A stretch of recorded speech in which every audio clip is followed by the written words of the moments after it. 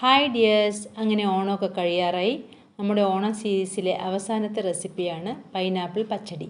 അത് നല്ലൊരു പഴുത്ത പൈനാപ്പിളാണ് കിട്ടിയിരിക്കുന്നത്. അതിൻ്റെ ഫ്രണ്ടും ബാക്കും ഒന്ന് കട്ട് ചെയ്ത ശേഷം റൗണ്ട് പീസസായി മുറിച്ചെടുക്കുക. ഇങ്ങനെ മുറിച്ചാലുള്ള ഗുണം എന്തെന്നറിയോ?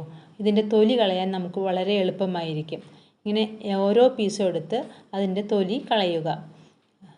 എളുപ്പത്തിൽ നമുക്ക് കളയാൻ കിട്ടും. തൊലിയെല്ലാം നോക്കുക, എത്ര ക്ലീൻ ആയിട്ടാണ് പോയിരിക്കുന്നത്. ഇതുപോലെ എല്ലാ പീസിൻ്റെയും തൊലി കളയണം.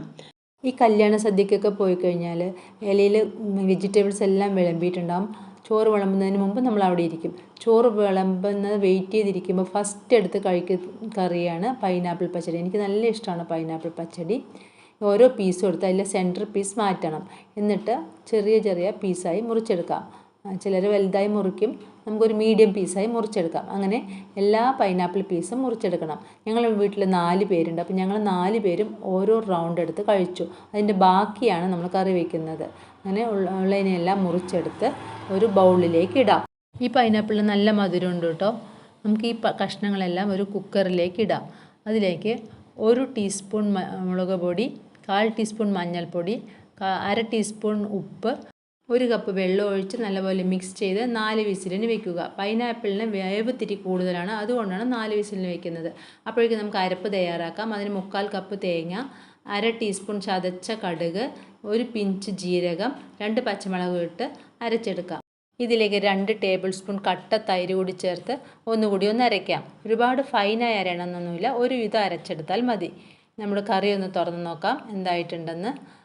ഒരു കഷ്ണം എടുത്ത് വെന്തിട്ടുണ്ടോയെന്ന് നോക്കാം. നല്ല ചൂടുണ്ട്, ആവശ്യത്തിന് വെന്തിട്ടുണ്ട്. ഇനി നമുക്കിതിലേക്ക് നമ്മുടെ അരപ്പ് ചേർക്കാം. ആവശ്യത്തിന് വെള്ളവും ഒഴിക്കണം. ഈ കറി തണുക്കുമ്പോൾ കുറുകാൻ സാധ്യതയുണ്ട്. അപ്പോൾ ആവശ്യത്തിന് വെള്ളം ഒഴിച്ച് വേവിക്കാം. തേങ്ങയും നല്ലപോലെ വേവണം.